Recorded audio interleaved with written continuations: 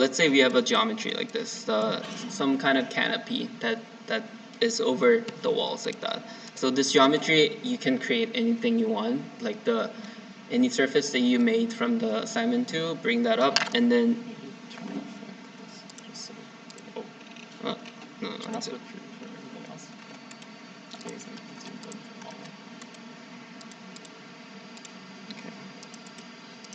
That's where I have it. Okay, and then I'm gonna divide the domain. So the domain is like what we are dividing with. So this geometry, we're gonna divide it by, I'll say 10 by 10 on both sides. So U will be this another way. It's like X direction, and the V will be the Y direction. So I'm just gonna divide it, and the divide domain, it doesn't do anything. It just gets a point and all the values from the point. So actually, to trim it, you need to use the iso trim. Yes. So the two inputs are divided domain. Those are the segments from the divide domain goes into domain, and the surface that we are actually cutting goes into iso trim. Yeah. Does everyone like get divide domain and iso trim? Like, is there any confusion around surface division? Are we okay? Okay. Yeah. And this number you can change it to anywhere you want. So this really depends on your paneling, on your truss, your location of the truss. So yeah, something that you should know. And then now you can see that all the surfaces,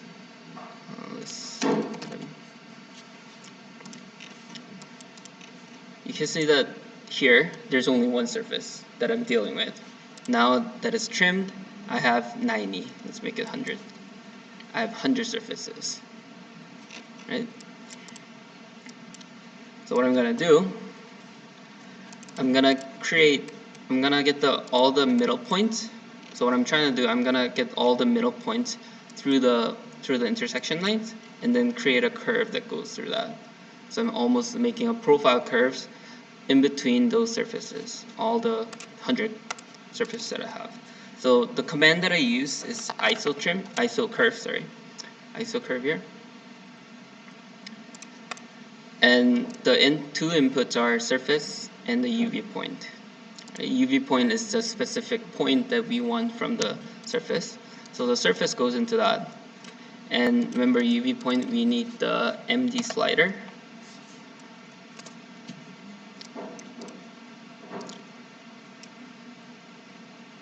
Yeah, everyone? And the MD slider always makes the range from 0 to 1, so we will need to reparameterize. So this gives me like a very middle curve throughout that.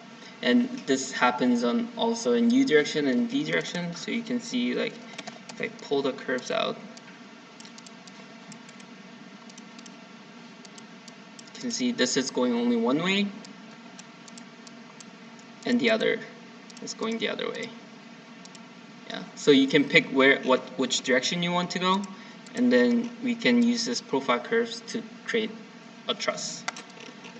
Yeah. Surface? Oh, reparameterize. Okay. So remember the domain that it has? Now you can see that it's from 0 to 7 to 0 to 7, right? If you divide that, it gives you divided domain from 0 to 0.7 to go up like that. But instead of having it from 0 to 7, we are remapping that number into 0.0 to 1. So that MD slider, which works with from the range of 0 to 1, you can use that. Yeah? Clear? Is the domain and thing? Okay, cool. So now I'm just gonna use this curve, because you can see that from the trim surface, you can see this is the middle line that is going through all the surfaces. And you can see there are a lot. I'm gonna just simplify so that it's easier to see, rather than having it like, I don't know, five levels of list. simplifies, just makes it all, get rid of all the zeros, and it makes it like that. So right now you can see that they are like not connected.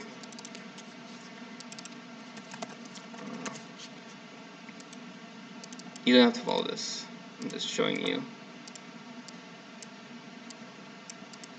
You can see it starts from here. Where's it at? Yeah, you can see that there are not joined, right?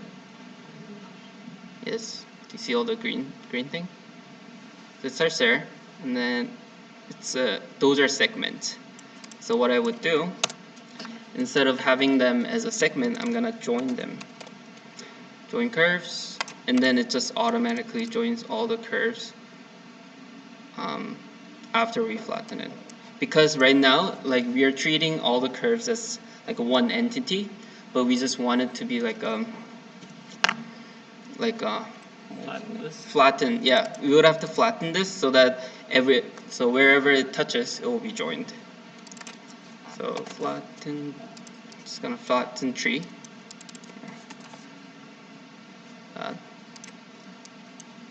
And then now it's not in the list form. Remember, it used to be a list form.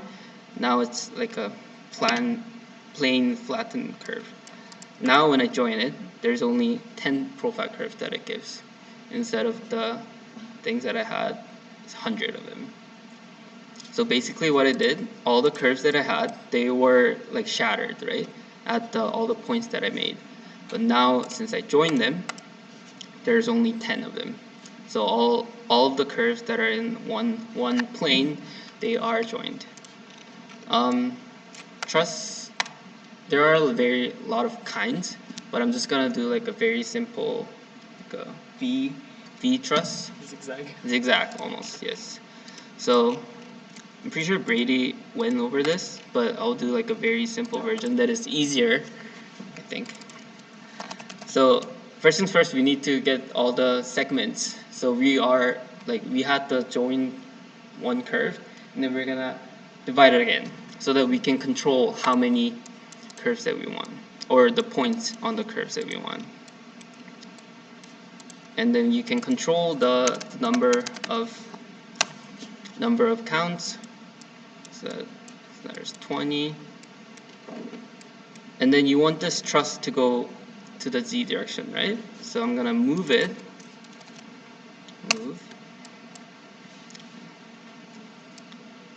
I'm gonna make a second curve with the unit Z, and it needs to go down, right? So I'm gonna put a negative number, -1.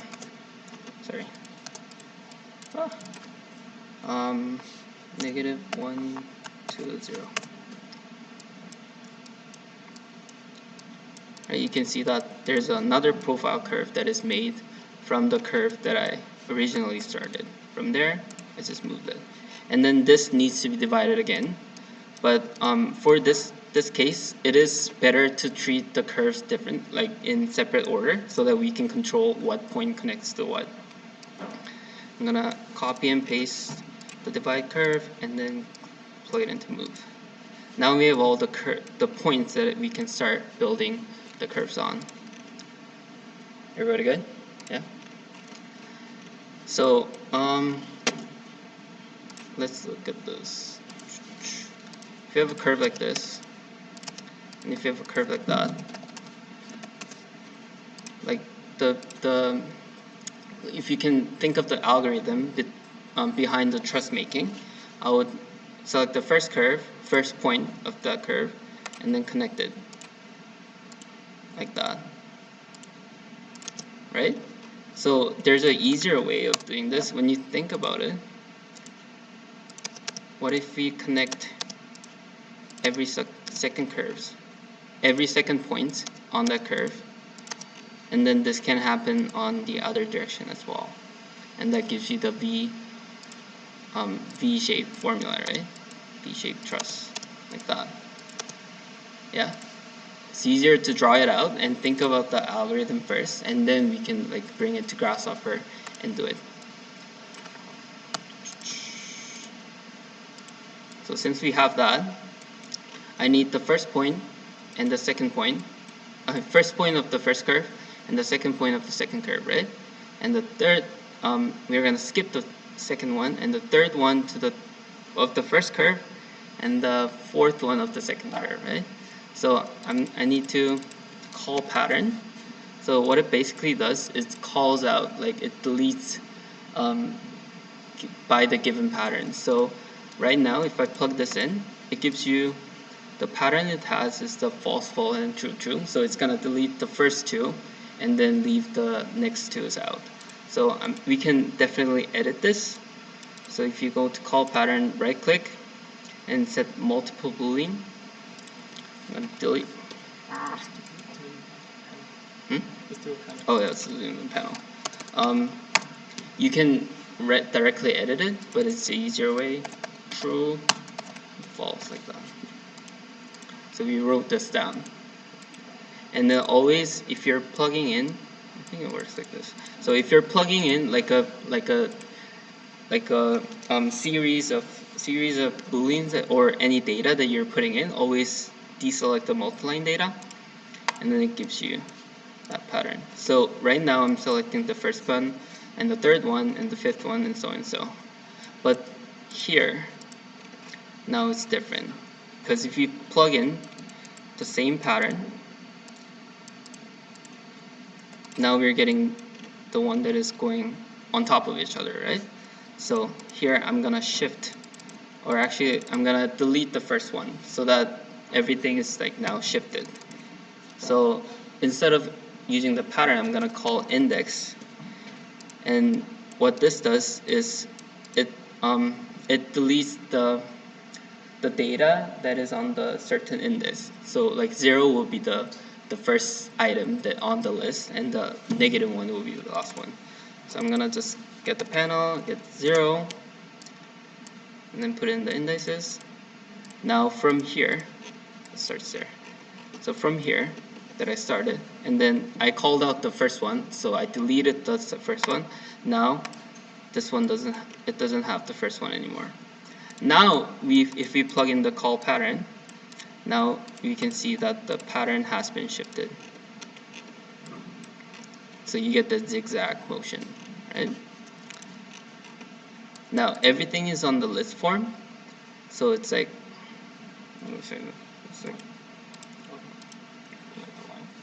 yeah, we just need to connect the lines.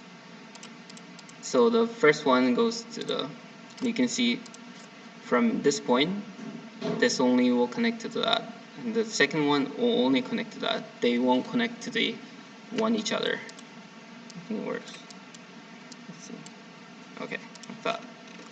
So you get that nice pattern going on, right? And there's a easier way to just do the other one. If you click on the call pattern, there's something called invert, and what it does is whatever I put in, true and false, I just make it into false and true, so that this pattern, if I have the inverted one, this one is the other backwards of that. So I'm gonna bring the inverted pattern. So I'm gonna copy and paste all the call pattern that I have, bring it downstairs, and if I invert both of them, and then create a line between them, now you can see, ooh, it's popping. Oh, sorry, not what I wanted. Oh, so what we need to do, we need to create a V shape from this point. So you don't want this point anymore, so that everything's like the first one, the here, it disconnects to that, and disconnects to that, and so on and on. So what we need to do from this, we need to call out the first one again. So we're gonna bring the call index, and then the index will be 0, which is the very first one on every list. And then if you make a line from that as well,